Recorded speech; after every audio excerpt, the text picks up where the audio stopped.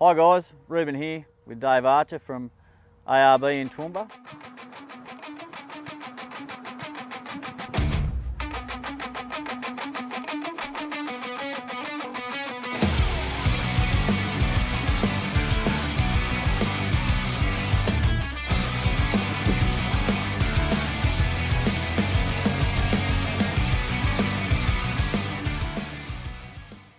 Thanks Dave for coming over and doing a bit of a interview about this particular car you built.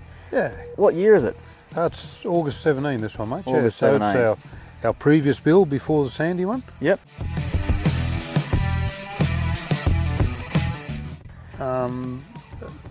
Pretty much set up the same.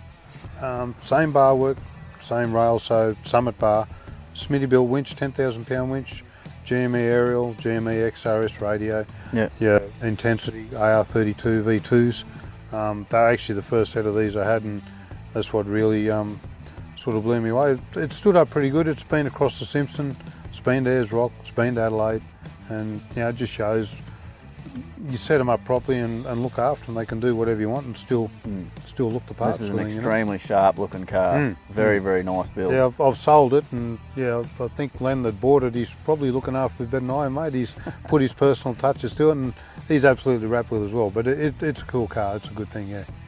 Oh, great. So Dave, can we just go around, you can tell us about what you did with the GVM on this one and what's different between this particular build and your sandy one? Yeah. All right. The lessons I learned.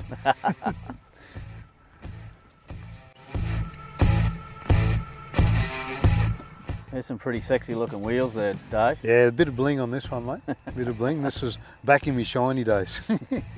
Yeah. Mickey Thompson tyres, Pro Comp wheel again. They're a good wheel. As I said, these ones, they've done the desert, been to Adelaide, don't have any dramas. Same size tyres. I had the mud tyres on these. Work really well on the gravel roads for a mud tyre, even on the road. They're good. A little bit noisy, but that's to be expected, sort of thing. Suspension wise, again, BP-51's no brainer to me, really. Yeah. Suspension on this is effectively the same as the old one. When we built this one, couldn't quite get the GVM, so this one's 3780. Yep. And it got a little bit borderline with the steel tray and everything, that it wasn't very hard to get it to the GVM, so consequently that's why on the new one we sort of went to the alloy and pulled things back and just thought a little bit more about how heavy things were or weren't, sort of thing. Yeah, you know? and you don't have to take your canopy off when you want to tow the car in. No. So that's it. This did the job, but just a little bit more. It had to be managed a little bit differently, that's all. Yeah.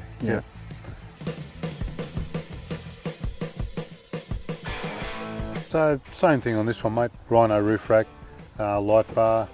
Lenny's put a couple of work lights and stuff in as well. It's still the Rhino platform with the side rails on adapters. So 150 watt solar panel on the top there again. Yeah. Room for his max tracks there as well.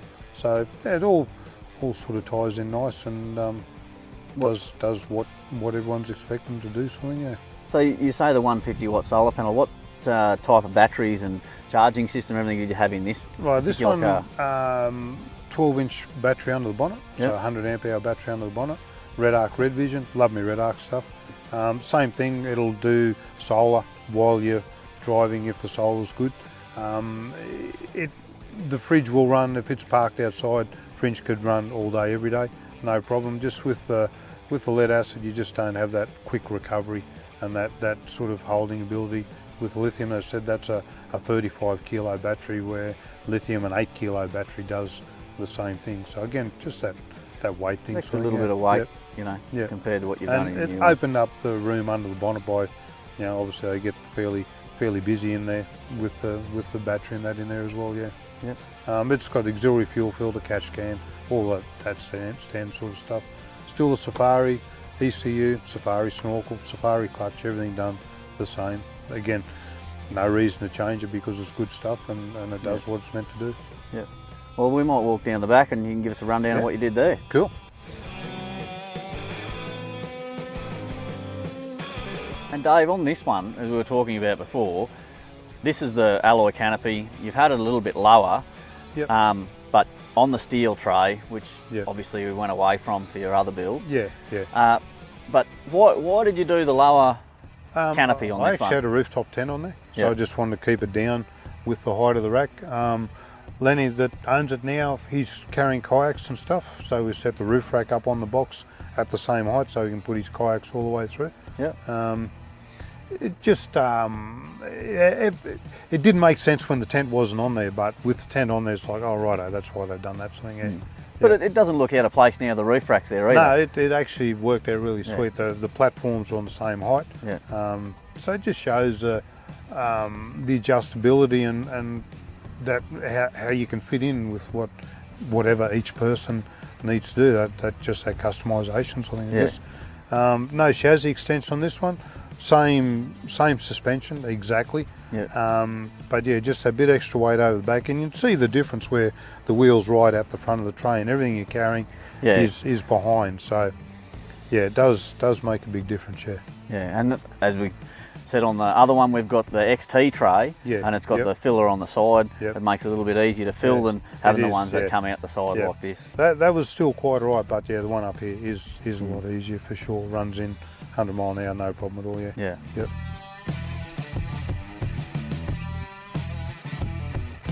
Inside this one, Dave, obviously this is for carrying a lot more stuff. Yeah. Obviously weight was always a bit of a concern with me on this one because I knew it was a heavy car. I only had a 3780 GVM, so I just didn't have the payload. So I couldn't afford to put our steel drawer in this side. Just didn't have it. No microwave, so consequently a little inverter just to charge up your phone batteries or whatever sort of thing. Lenny likes his pies as well, so pie oven in this one as well. But yeah, just new fad you're going to start there, Dave. It's one there's not more of them around. It's one there's not more of them around. But yeah, just because of the weight wise, like this one couldn't get quite as carried away sort of thing. Yeah. Good stuff. We'll go around the other side and have a look. No worries. So Dave, in this side obviously we've got the fridge. You got some points up there. Give us a rundown of what you designed on this bit. Well, basically same elements fridge. You like me a little bit of bloody artwork on the back here that you just did for me, mate? Yeah, absolutely. Get that ARB logo in there. Love the ARB. Yeah. Electrically, this one's probably a little bit simpler sort of thing. Does just have the dual battery in the car. I tend to, when we do electrical, we build it to what you want to do. It's no use just having a heap of stuff that you're never ever going to use. So this one was a pretty simple kit. Basically, all I had in it was a fridge and the little inverter. Other one, bigger inverter, so you've got to have your batteries next to the inverter. Otherwise, you're running silly size cable through under the car. So it's just horses for courses sort of thing, It's such an individual thing. It is, yeah.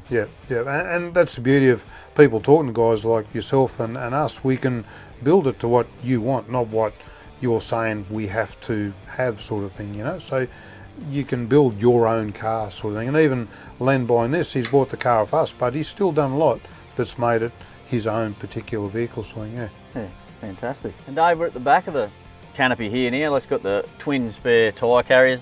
Did you ever have to use them? No. Ever since I started carrying 2 spares, mate, never had a puncher. Never had a puncher. So cheapest way to travel Australia 100%, then. 100%. Couple of spares, don't like have to carrying use all them. your tools. If you've got tools with you, or you've got a spare part with you, you're never going to need it. You only need what you leave at home. That's the game. Yeah. And so what else have we got here? Mate, same Hema Reese X-Bar, same ARB Frontier long range tank. As I said, we've refined a good thing. There wasn't any need to change anything really from what we did. We just kind of fine-tuned it, Lenny's put the twin reverse lights on the back. That's a nice touch, I like that. Yeah, and it worked out really sweet. So, everything, as I said, same suspension, same BPs, just a slight variation on the theme. Good quality gear, doesn't play up, so just keep using it. Yeah.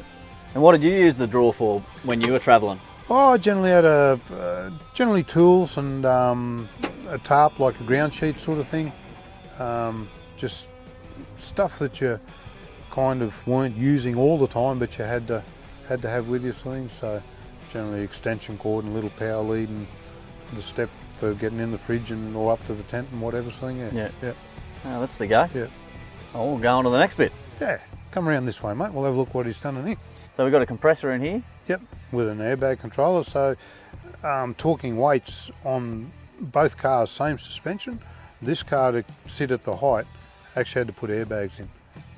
Just with the 300 and the alloy, the spring just wasn't quite doing it, especially when he put his trailer on or I put my van on sort of thing. Yeah. So the airbag just makes that up. So that kind of, again, sort of shows up the difference of the 300 and the bit less weight sort of thing. Yeah. Same 70 litre water tank. You know, it's just the weight thing. Yeah. Purely the weight thing of steel versus alloy and the extension there. It sort of cantilevers it, doesn't it? It does, yeah. Yep. All right, might have a look on the inside and see what we've got going on in there, Dave. Yeah. Dave, give us a rundown of what you did inside here. Right, well, this one's got the Outback overhead console, runs down the middle of the car rather than across the screen. Our prototype Hema bracket that we copied from my car. Again, cruiser consoles, centre console. Len's, he's got a couple of boys, so he's got put the DVD screens in the back of the headrest. Yeah, that's a really good touch, isn't it? And has drink holders down the side of the seat. Drink holders and a little power outlet here. He's done some really nice touches, hasn't he? Yeah, he hasn't left it alone. It's his car now, it's not mine anymore. Yeah. So, and what he's done, again, just to what he wants to do, sort of thing, you know. He's actually got the same head deck in this one as what I've got in mine, so there's a fair bit of parallel stuff going on, yeah. Thanks, Dave, for coming out today and showing us through the couple of vehicle builds. Absolutely fantastic pieces of machinery, and thanks to Len, who owns this car now that he bought off you, lending us film it today, and he's got his Patriot camper hooked up, and another great Australian made product. And look, if any guys are passing through Toowoomba and they need any ARB products, come and see Dave, and or call in and see the DMW guys to help you out with anything you need.